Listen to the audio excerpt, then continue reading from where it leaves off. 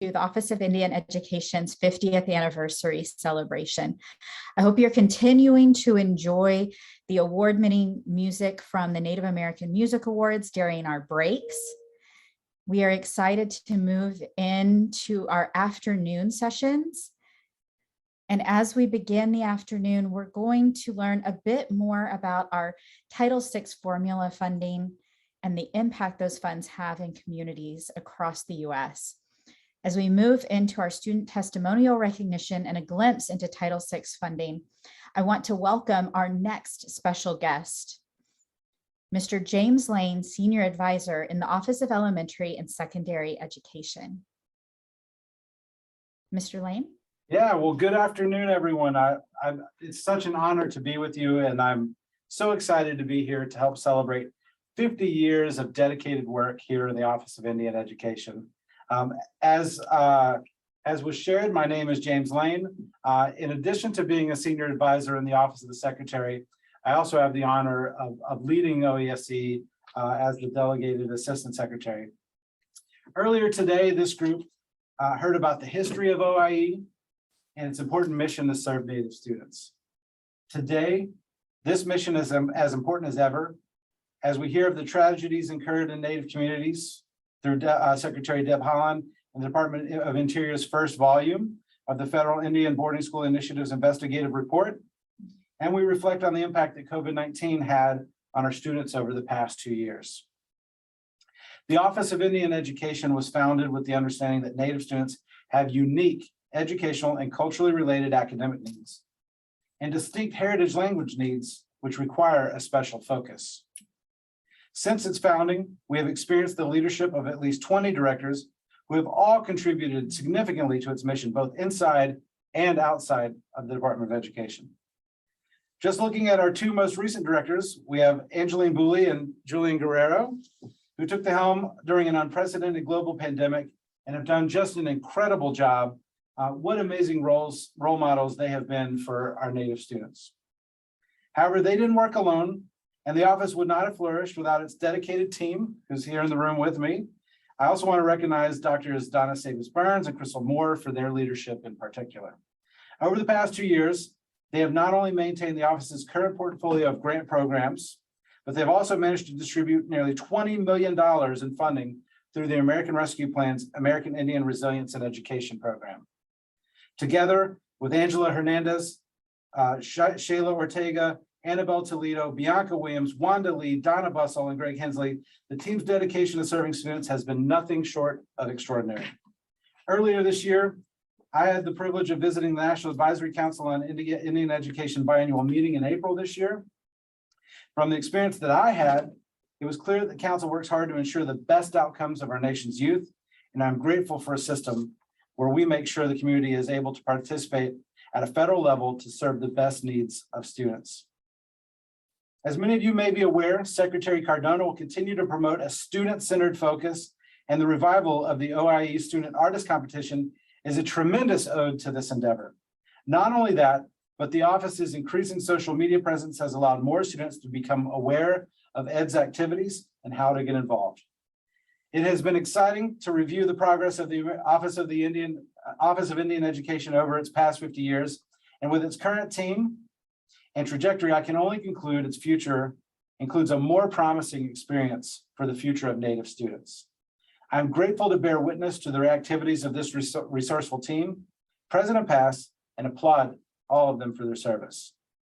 And thank you to everyone that is on our call for the work that you do to support our students as well. So I want to thank everyone for inviting me today, and let's have another amazing 50 years maximizing the potential of our children. Thank you. Thank you.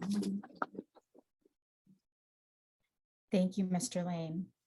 Thank you so much. All right. Also with us today to share a little closer look into the world of Title VI is Dr. Crystal Moore, the Formula Group Leader, Annabelle Toledo, Program Specialist, Gregory Hensley, Program Specialist, and Wanda Lee, Program Specialist. So as has been mentioned a few times today, the small but mighty formula team. And with that, I'm going to turn it over to Dr. Crystal Moore. Thank you, Sarah, and thank you, Julian and Dr. Lane, for having us. We are honored to be doing this work and working with a huge team throughout OIE and of course throughout OESE to get our now $110 million of awards out the door each year. And I believe, Sarah, we have a video that you wanted to play next. That is correct. Sharing just a bit of what it's like to be working at OIE.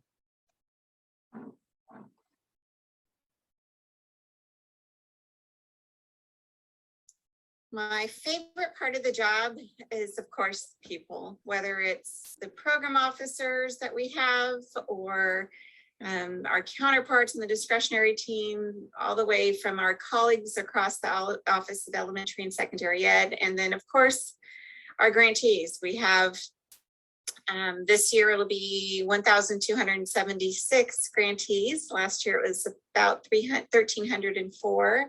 So it's the people that make the job, and the fact that we get to do really rewarding work with those people by giving out funding to empower culture and academics makes our job really wonderful.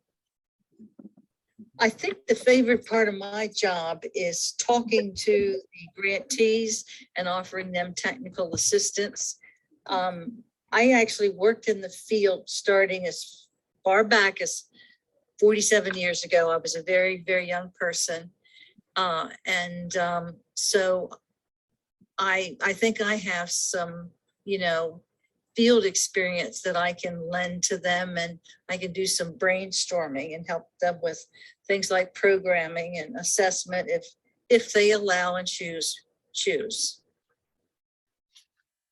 Favorite part of the job is in prior years when we had the opportunity to go out to do on-site monitoring. That was my favorite, to meet the grantees personally, working with the local school districts, the superintendents, or when they came into the office for a meeting, or they were already in town for other meetings, they always came to the office of OIE.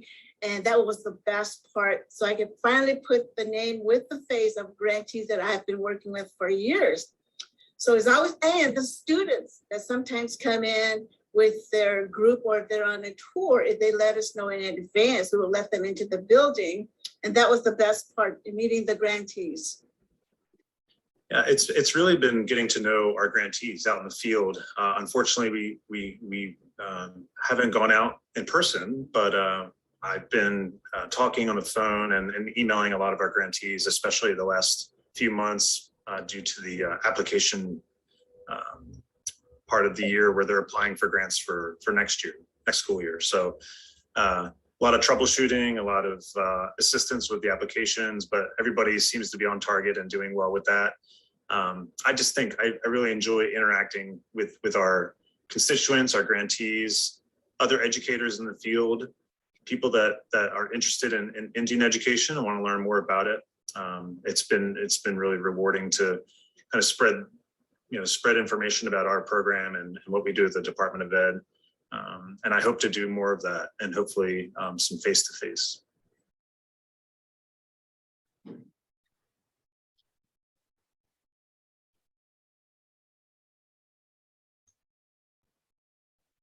Right, and the next part of our presentation, we were fortunate to be able to reach out to grantees, our Indian Ed formula grantees, and ask them for their testimony, their best reflections of how the Title VI-A Part 1 program has impacted their life, how our wonderful Indian Ed formula team has helped them with the funding that we receive through the Office of Indian Ed to change their lives, to increase the experience that they have in their school and their community, hopefully for their families. And we got approximately, Sarah, I think it was about 18 responses, which was a good response. We put the call out, it was at the beginning of April. And so in just a few short months, to have those folks respond. We had folks send in videos as well, again, a written testimony about how OIE has impacted them over the past 50 years. So here on the screen, you'll see some of those submissions, and thank you, Sarah and team, for getting these into a presentation. The one you see on the screen now is from Stony Creek Joint Unified, Kevin Trance, and I'll let you read through.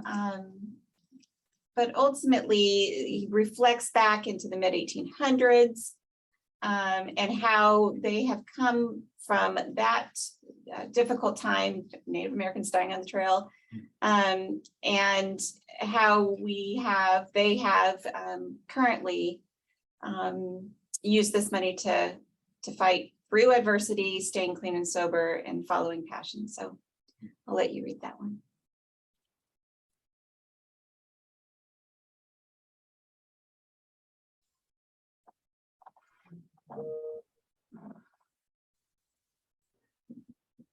All right. Sarah, if you'll go ahead and go to the next one. And the next one, go ahead.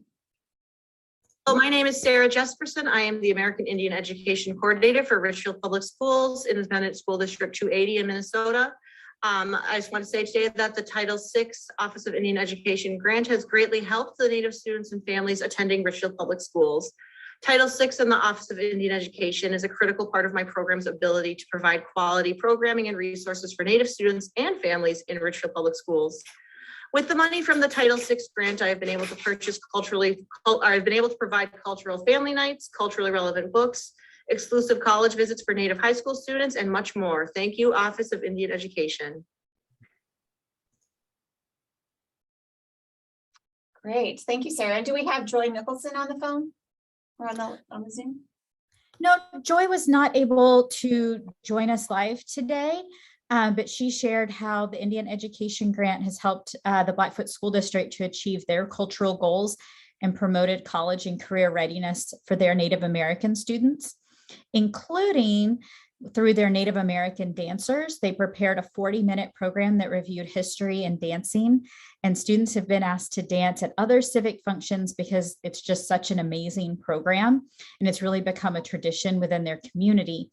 They've also, for the past 6 years, seen significant increases in the number of seniors graduating, and they're on track for 38 seniors this year. They submitted this in April, so I'm sure all 38 made it to graduation, many having a 3.0 GPA or higher. And they felt like all of this was really made possible through their Indian Education Grant funds. Definitely the intersection of culture and academics, which is the entire mission of our program. Thank you. And next, the formula team will share a bit about the impacts that they see Title VI funding having across the US.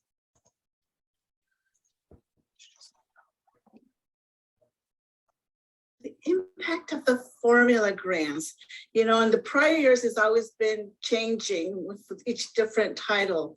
With this year, it's been Title VI. So the impact with it is the funding that goes out to the grantees.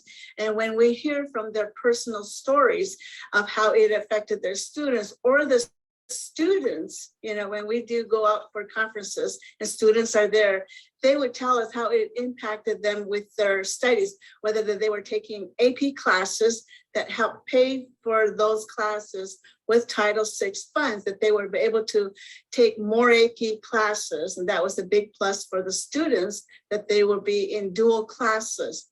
So it's always finding new opportunities for students to get into further education, and by them telling us what has impacted them the most would be the AP classes that we're able to take, or their SAT classes, their ACT classes. The funding has been available for them.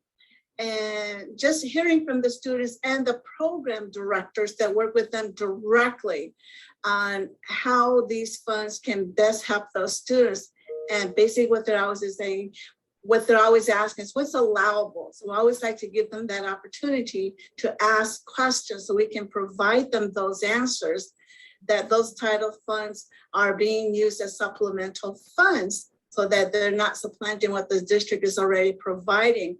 So as additional funds, the students have a much wider, broader opportunity to get more benefits from the Title VI grants.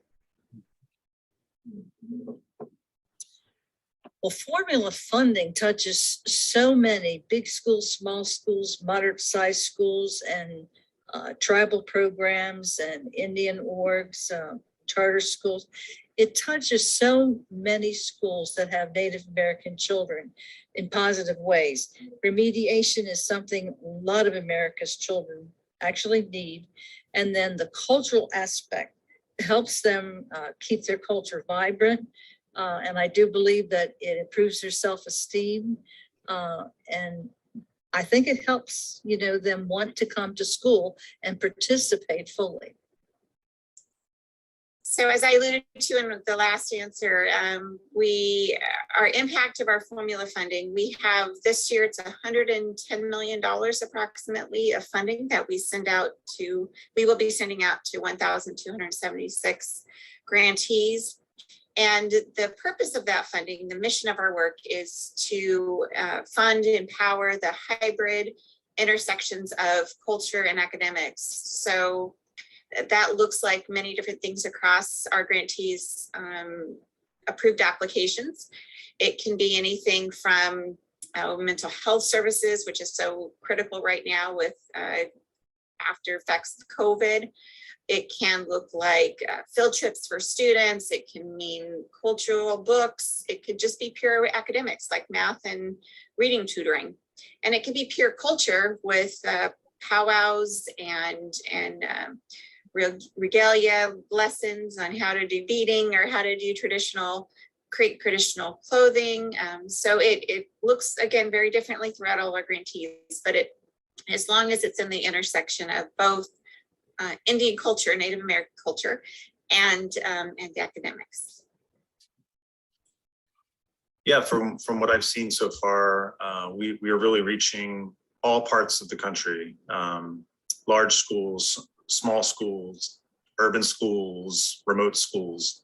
And it's when I review and look at our grant files, I see the kinds of programs and resources and operations that all these schools are doing for their Indian students, and really making sure that graduation rates are high, making sure they're getting cultural awareness and learning about native languages and culture.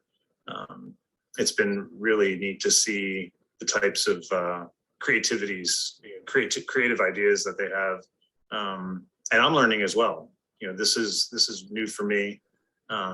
So it's been really interesting and rewarding to kind of have that back and forth with helping grantees reach their objectives and goals for educating their native students, and also learning along with them has been really the most interesting part so far for me.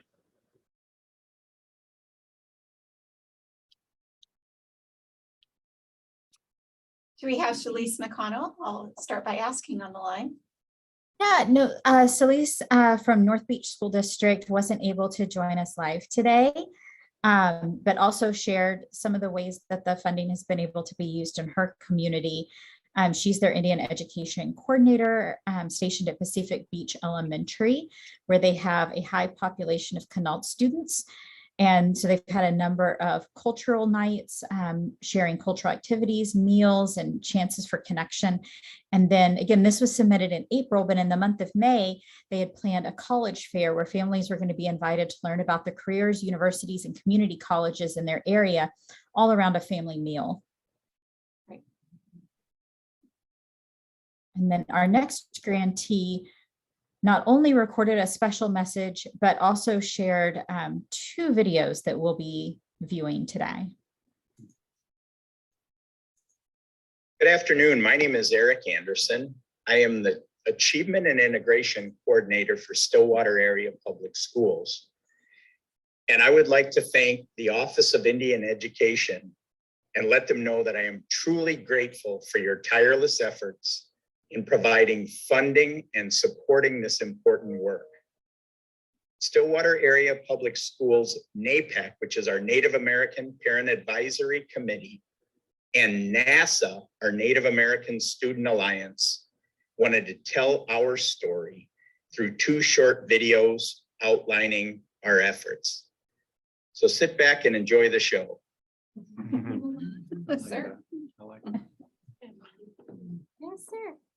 So my husband, Michael, and I started working with the Native American Parent Committee because we have 2 Native grandchildren. When we first started with NAPAC, our idea was that we just wanted to have Native people come in and teach us. As the teachers at schools heard about us and what we were doing, they wanted us to start bringing people to them. We could reach a lot of children that way. A lot of books still have us portrayed living in teepees and riding horses. That's not true. So it's always good for some elder or another Native person to come in and talk to students. Fortunately, a lot of the Native people or elders are getting older, and it's hard for them to be getting into a school situation. So we are putting together educational trunks. They have inventories and there's different themes. And we just were collecting all the artifacts so that they can teach authentic lessons.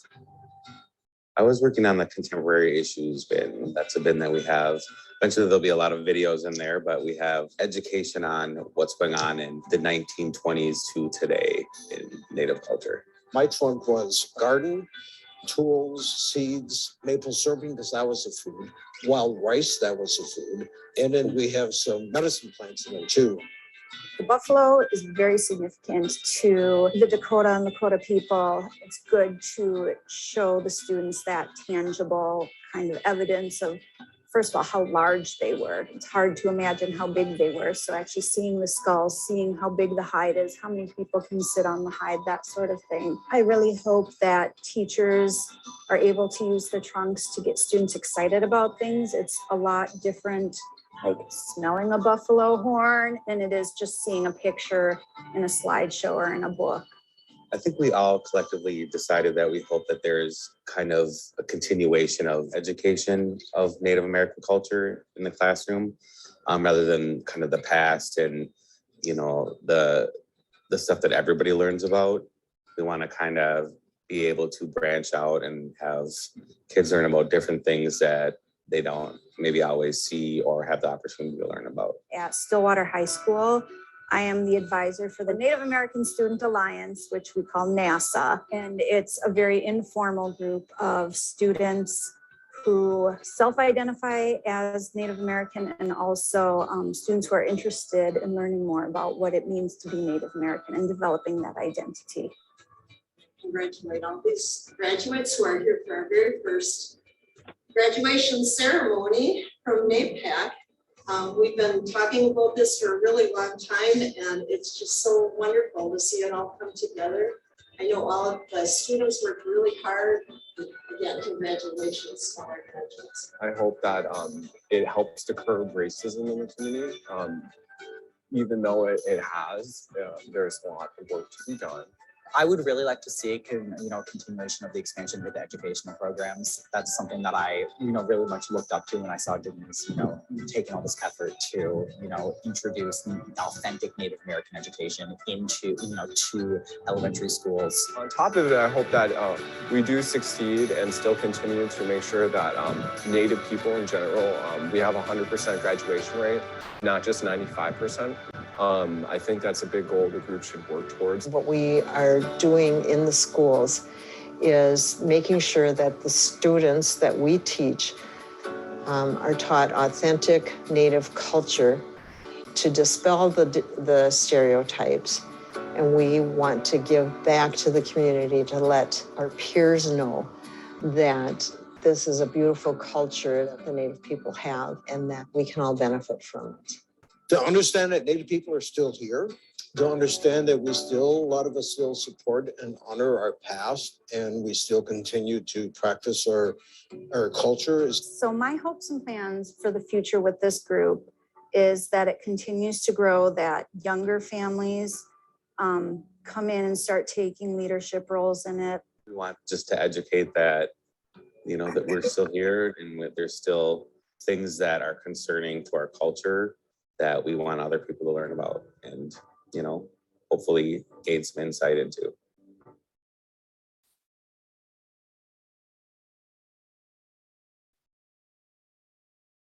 And we'll be seeing another video from Stillwater Public Schools in just a bit.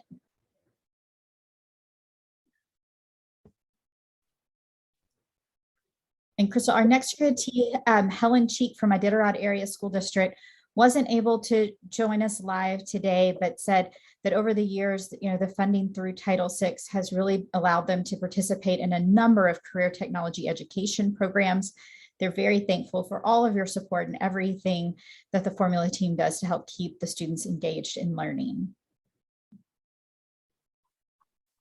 Our next grantee was able to send in a bit of a message for everyone. I'm Doug Gunselman with Weatherford Public Schools. I'm the Native American Education Coordinator. And here at Weatherford Public Schools, our Indian Education Grant has really helped us be able to achieve our cultural goals by recognizing the impact that Native American history has, not only on our students, but our community.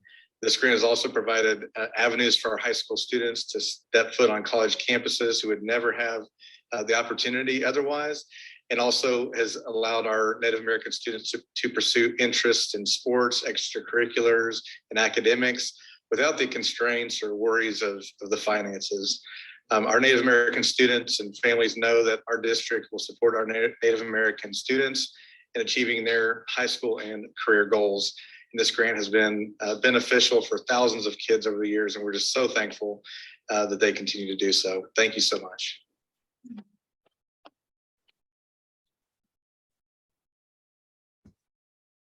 And then Maisa Batar from Valley Center Palma Unified shared that the Indian Education Grant has helped their community in a number of different ways. They've been able to partner with their 5 local Native American tribes and collaborates with each of them on the best ways to support their Native students.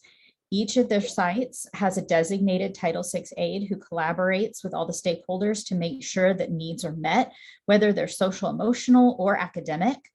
They partner with the education centers and have been able to create cultural clubs that do cultural activities on all of the campuses. Materials are also purchased to meet the needs of their students. Monthly collaborative meetings with their Title VI committee are held to share data and discuss the best strategies to address concerns that arise. They also do family nights in partnership with their Title VI co-chairs to include members of the community. And they've also been able to build their school libraries with cultural books that represent their Native community.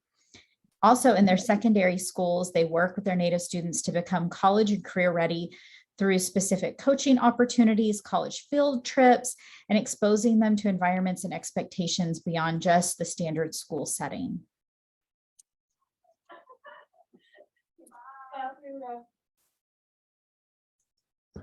Israel Gonzalez, Director of Equity and LCAP for Stockton Unified School District. For over 40 years, Stockton Unified School District's Native American Indian Center has had thousands of students come through its doors. Our focus has always been on building a thriving Native American community in our large, tribally diverse urban area. We have made a strong impact within our community, removing barriers to reach educational goals. We have facilitated classes on Indigenous languages, dance, drums, beading, cooking, sewing, regalia making, and much more. We have expanded our student horizons by taking our students to visit places like Silver Lake, Big Trees, Yosemite, and Alcatraz. Our biggest accomplishment is having graduated more than 1,000 Native American Indian students from SUSD. Our Native American families will always be appreciative, from the generations before to the generations to come.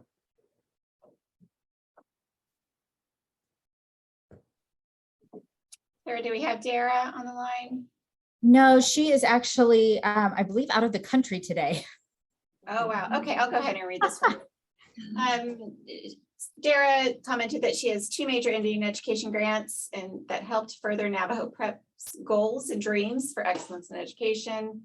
One of those 2 is DNA Soaring. It's a choice in learning, which is introducing a menu of learning opportunities accessed through student choice. We love student choice. Options range from rigorous academic degree programs to college and career readiness to Navajo culture and language.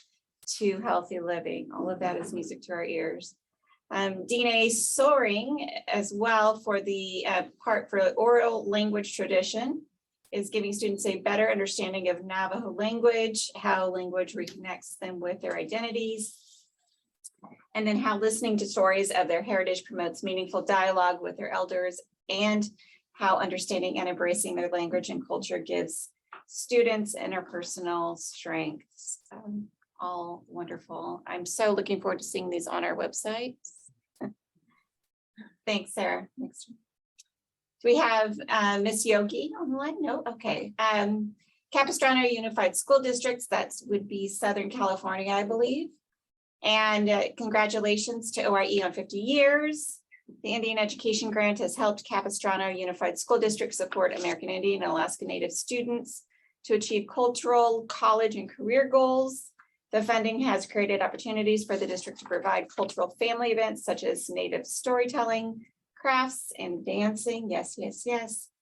The funding has also provided for numerous college and career supports such as college and career guidance for students of all grades, K to 12, and their parents, college and advanced placement test preparation, academic tutoring, and leadership opportunities for high school students. This grant has created increased academic, social, emotional, and behavioral outcomes for students. I'm sure. All right. And we have Miss Ragsdale from Locust Grove, which is an Oklahoma grantee, I think. Lori Ragsdale is actually at a conference this week, but recorded a message. Great, great. Hi, my name is Lori Ragsdale. I am the Federal Programs Director with Locust Grove Public School. Locust Grove is a K through 12th grade school. We are located in Northeast Oklahoma. We are a part of the Cherokee Nation Reservation. We have approximately 1,234 students in our district, and we are 67% Native American. 60% of those are Cherokee students. Many of our staff and teachers are Native American as well. So my comment was that most of our funds are used for personnel such as reading specialists, teachers, and instructional assistants. We have a reading specialist that oversees all of our reading benchmark assessments K through 3rd grade. So once all our assessments are administered, monthly meetings are held with the principal, the reading specialist, and classroom teacher.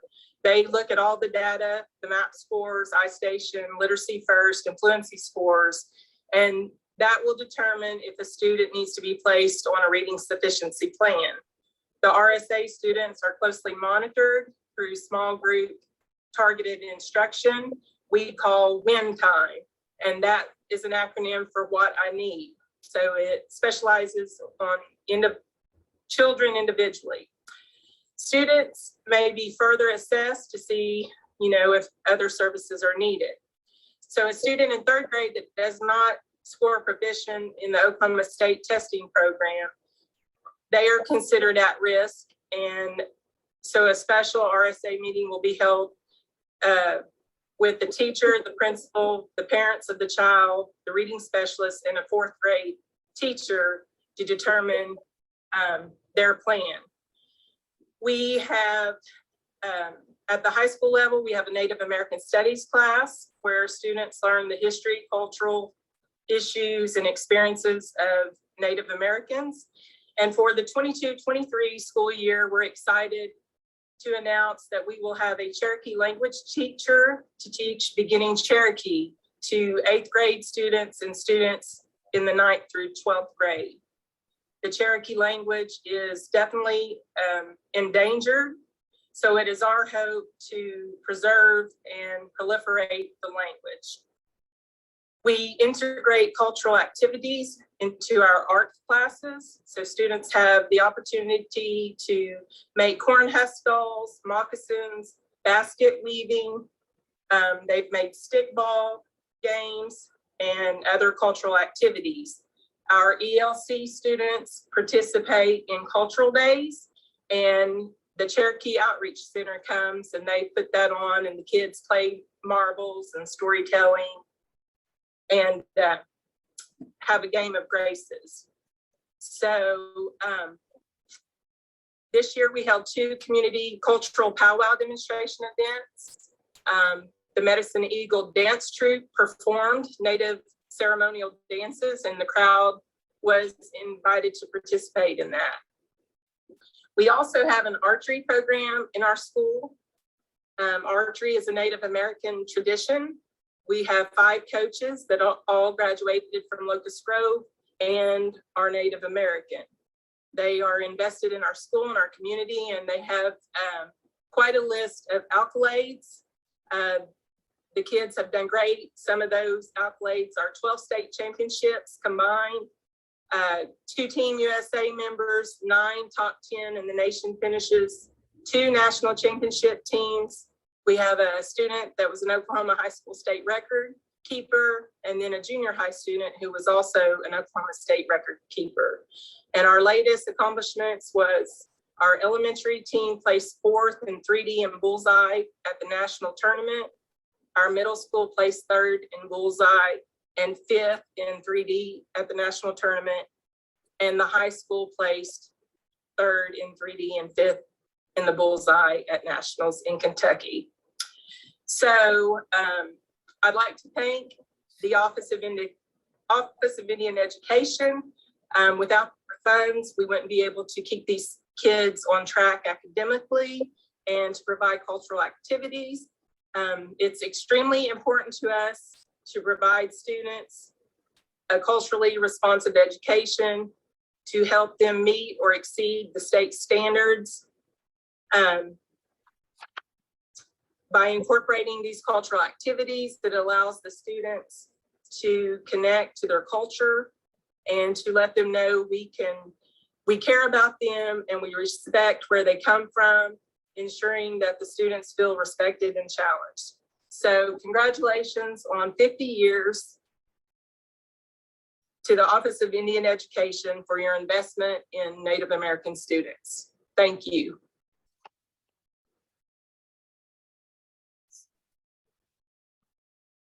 Great, and if we don't have Robin here, I'll go ahead and read this one for her too. You have Robin? Going once, okay. Well, Ventura Unified School District, Robin Jacobs. Ventura also happens to be my high school alma mater, so I'm excited that she was able to submit something. I have met with Robin in the past. And since receiving their first OIE grant in 1974, that is what, 48 years ago. So almost 50 years. They were with us from almost the beginning. The Ventura County Indian Education Consortium, a wonderful group, by the way, has provided Indian education services to Native students in grades TK through 12 in public schools across Ventura County. To meet their goals of increasing high school graduation rates and college admissions, they provide the following activities: monthly school-based Indian education lessons, college night, Indigenous Peoples Day gathering, and an honoring ceremony. Above 90% of their seniors graduate and many attend college. Here. A recent graduate shared, I've been in this program for 13 years and I attend every month. The program helped me greatly through school. It helped me research my heritage and culture. I can't imagine my life without this important program. That's exactly what we were hoping to hear from these testimonials. So thank you, Robin, when you see this recording for the submission. All right, Sarah, Stillwater is back next. Yes, their next video installment.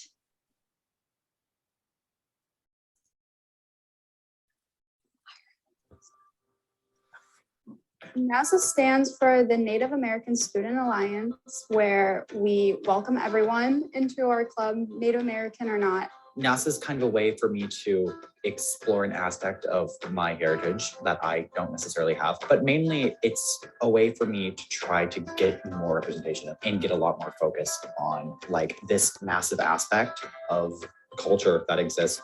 For me, NASA is a place to get to know my heritage more and get to know where I came from and the traditions that my tribe does and is connected to. I needed a place where I felt safe.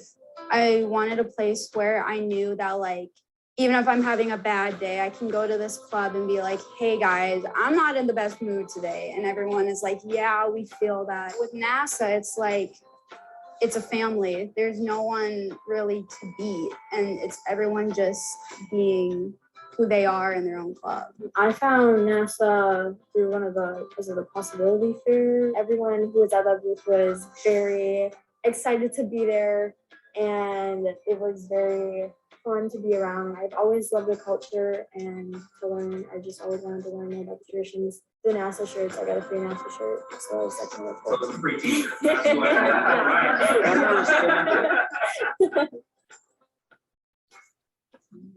You learn a lot about Native American culture and tradition, and it's a really fun thing to partake in. Honestly, I didn't know a lot about, I knew some stuff about my Native culture, just not a lot. Not a lot of our Native stuff been passed down, and this is just an opportunity to get our stuff passed down. We all know it's not much in our educational, system and in our textbooks. We don't have a lot of chances to learn about it, and this group has given me more chances to learn than I have ever experienced in my life.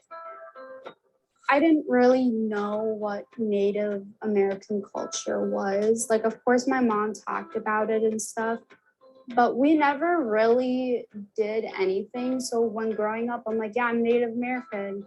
Everyone's like, that's cool. I'm like, but I really don't know what this means. Like, I haven't learned my culture. I've learned everyone else's, but my own, because it's not talked about enough.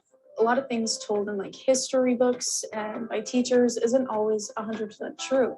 It's mostly directed toward the violence and the wars and everything. And we don't really focus on the traditions and the community connectedness within the tribes and how big they are into family. And I also think that there's kind of an important aspect about not just learning about it, also kind of being able to live through it by participating in traditional craft and getting to learn all these things to kind of foster a deeper connection with it.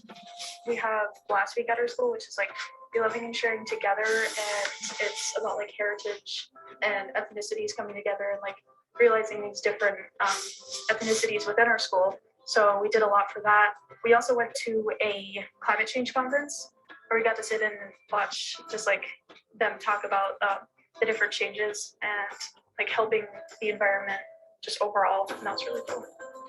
So on every single door for all the teachers' classrooms for Native American Heritage Month, we post like a true fact about like Native history or culture. We distributed turquoise ribbons in order to raise awareness. I was surprised at how many people took quite a great interest in us. It was very, very successful. We also do beadwork. So you can wear it like on an everyday basis, or we have events such as the Heritage Fashion Show. You can wear it in like powwows or traditional events. It's like just traditional regalia you can wear. All of us here like went rain tanning, and it was like the funnest time ever. Even if we all weren't like there skin in the hides, we were over there talking. So I think it's just the community that really brings this club together.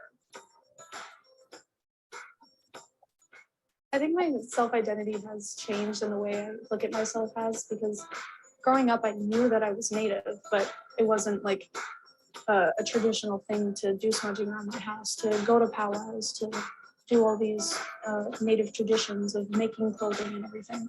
So I think like being part of this community made me realize like how many different traditions there are to this like group and ethnicity.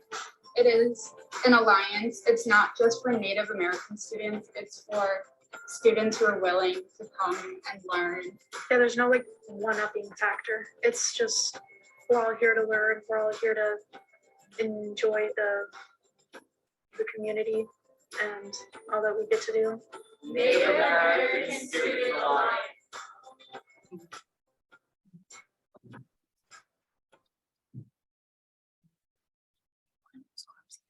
And another thank you to Eric Anderson and all the students at Stillwater Public Schools for sharing those great videos with us.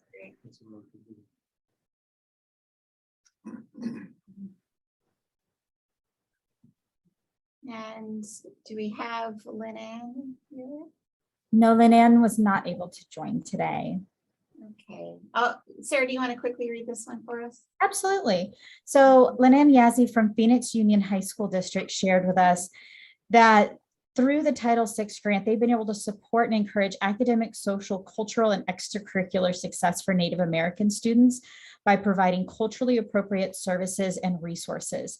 Their program has been able to provide for students to engage in college and career readiness, cultural enrichment, leadership skill building, financial assistance with academic fees, as well as parent involvement and family engagement activities. They've been able to send students and staff to attend workshops, conferences, and trainings where they can network with other Native youth and adults from all across the country. And in turn, they're able to bring all of that back that they learned to their school and their home communities and educate others, and to advocate for greater representation and academic success. And then our next little tidbit, it's one last look into the team of Title VI folks at OIE, sharing some of the most rewarding moments they've had working in the department.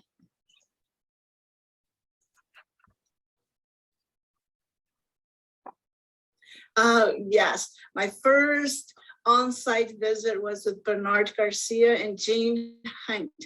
Jean Hunt, we used to call our elder because she's been there the longest.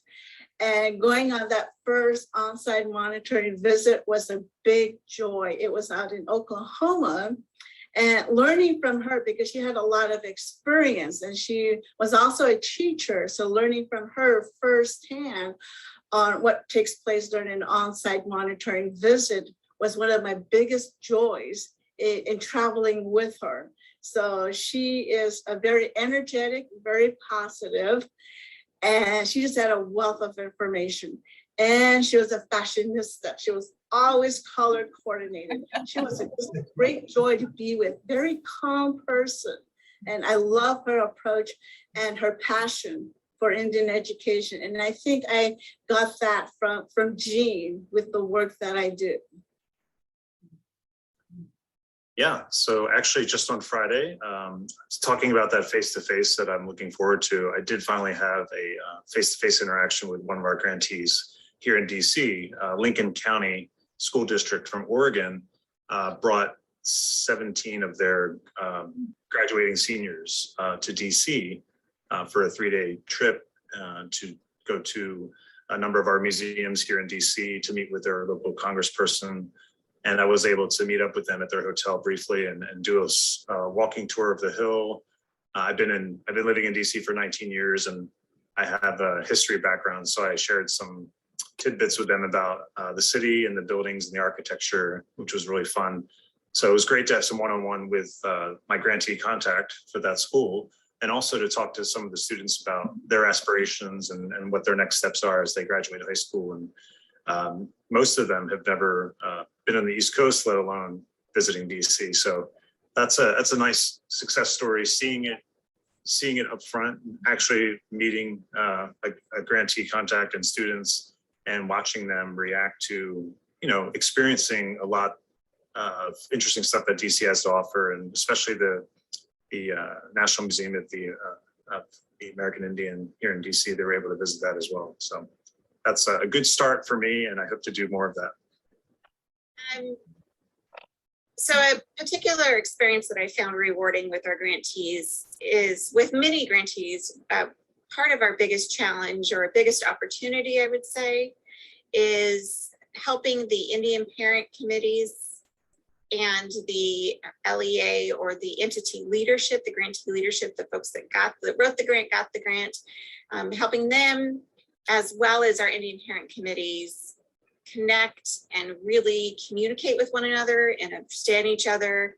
So that's really where the bulk of my work as the supervisor, helping to navigate those relationships and connect those really important people with each other, and do a little bit of cultural translation sometimes of here is what the Indian Parent Committee is really needing from a localized culture perspective, as well as here's what the academics leaders are needing and they're dealing with from a very pure school system perspective. I was a previous K-12 teacher starting back in 2000, 2001, fully credentialed, master's in teaching, doctorates in education and technologies. And so being really able to speak both languages and a third language of technology, which is the piece that bridges those relationships or helps bridge those relationships, especially during a pandemic where everything is shut down and people are working from home. So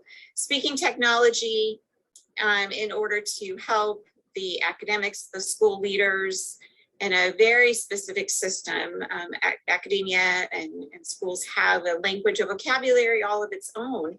It is its own language in some regards, helping those leaders connect with the Indian parent leaders, which the cultural piece, again, is oftentimes a vocabulary and a language all its own. So helping those two groups of people use technology to connect to each other, to bridge the gaps sometimes that exist between the wants and needs of a parent committee.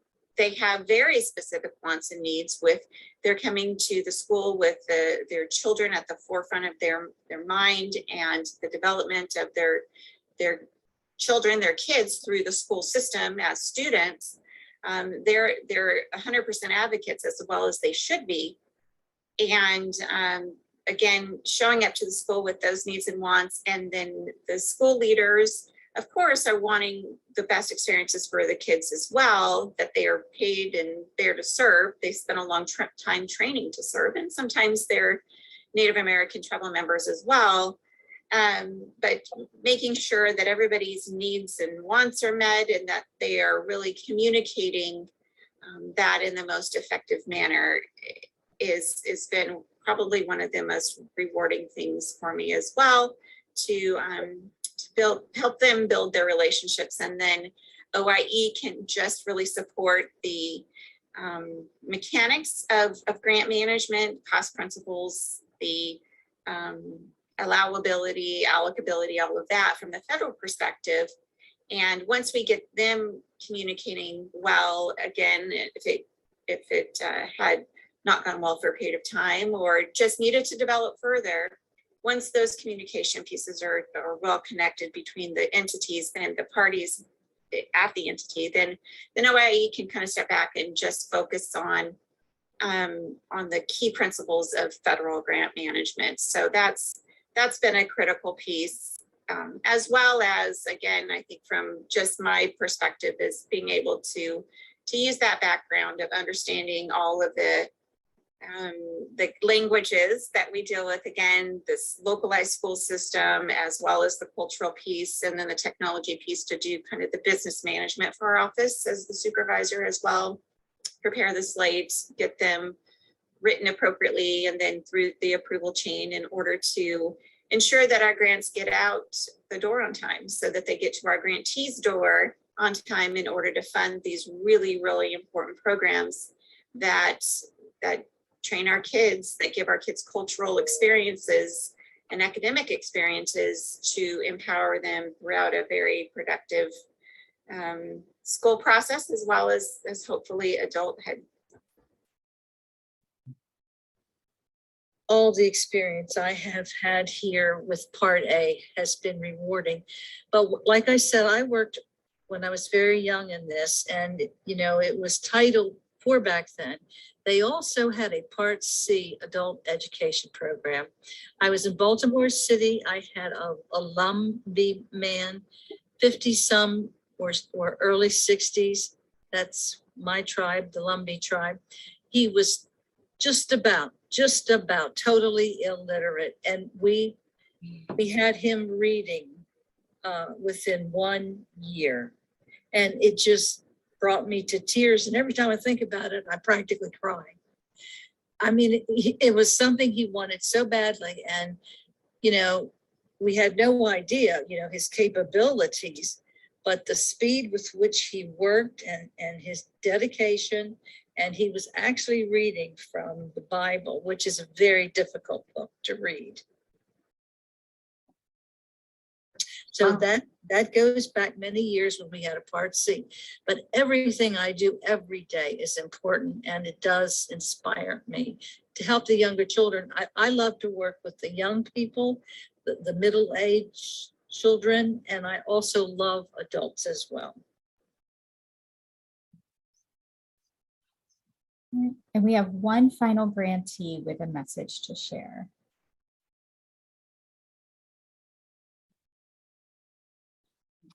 Hello, I'm Sydna Yellowfish, Edmond Public Schools, Edmond, Oklahoma. Indian education has been a career experience for myself as a teacher, educator, and administrator of Indian education for 37 years. It has brought lifetime experiences and created relationships with students and parents representing tribal nations from Oklahoma and other states as well. Students who participated with our Indian education program are now parents themselves. They recall their times and are now wanting their children to see what Indian education is about. Working with beautiful Indian children for many years has brought happiness, laughter, and some sad times. The positive are heightened when our students' achievements have been highlighted with their academics, cultural involvement, language, and extracurricular activities. Looking past several decades of Indian education, I have been blessed and enriched multiple times. It is a joy to see our children's faces lighten with their smiles. Many times I've heard, "When's Indian school?" referring to our cultural activities and our camps. We also remember those who have gone on with fond and loving memories. There is much to be thankful for within our Indian education families and those we work with. Throughout the years, recognition by the Office of Indian Education Showcase Project and NIEA's National Indian Education recognitions include NIEA Teachers of the Year, Linda Skinner and Georgina Gooden, Kimberly Shook, Yvonne Hensley, our National Indian Educator Parents of the Year, Kanitha and Brent Greenwood, and Daniel and Gina Jim. Our National Indian Education Elders of the Year, Linda Skinner, Herman Lookout with the Osage Nation Language Program, and Georgina Gooden as well. I would like to say thank you to the Office of Indian Education and the multiple administrations that I have been involved in and participated with for all of these years. Happy 50th anniversary.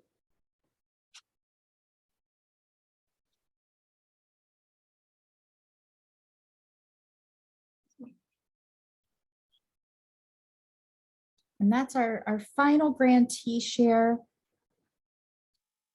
Crystal, did you have any final comments before we wrap our Title VI session?